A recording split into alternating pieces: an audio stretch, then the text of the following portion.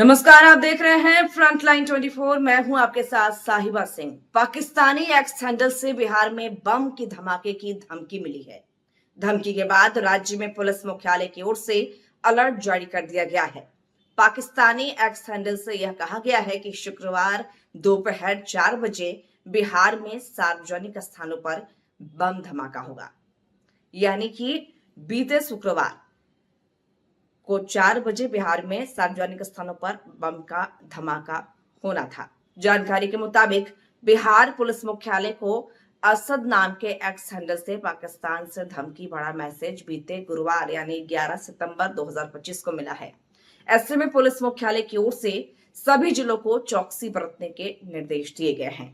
बता दें आपको कि पुलिस मुख्यालय की ओर से सभी जिलों में सार्वजनिक स्थानों जो भी सार्वजनिक स्थान हैं, भीड़ भाड़ वाले इलाके हैं और धार्मिक स्थलों पर गहन जांच कराने की बात कही गई है।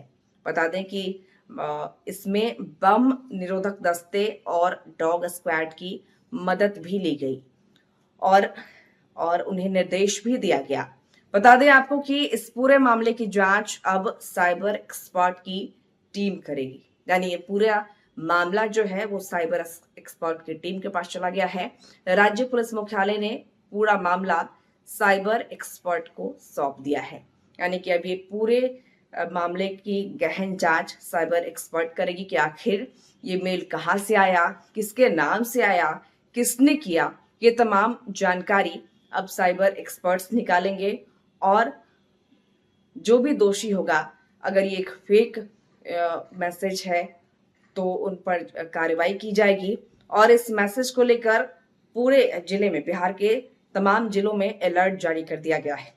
बता दें कि पहले भी पटना साहिब गुरुद्वारा और सिविल कोर्ट को ऐसी धमकियां मिल चुकी हैं। इससे पहले 9 सितंबर को पटना साहिब स्थित तख्त श्री हरमंदिर को बम से उड़ाने की धमकी मिली थी। इसके बाद गुरुद्वारे को खाली करवा दिया गया था। वहीं 29 अगस्त को पटना सिविल कोर्ट को बम से उड़ाने की धमकी दी गई, जिसके बाद पूरे परिसर की तलाशी ली गई।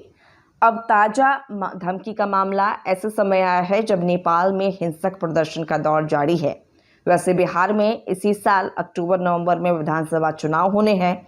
इस कारण सुरक्षा एजेंसियां पहले से ही अलर्ट मोड में हैं। अब देखना होगा कि इस ताजा धमकी का कनेक्शन क्या निकल कर आता है। माना जा रहा है कि यह किसी सिरफरे का भी काम हो सकता है। हालांकि एक्स पोस्ट की जांच के बाद चीजें स्पष्ट होंगी।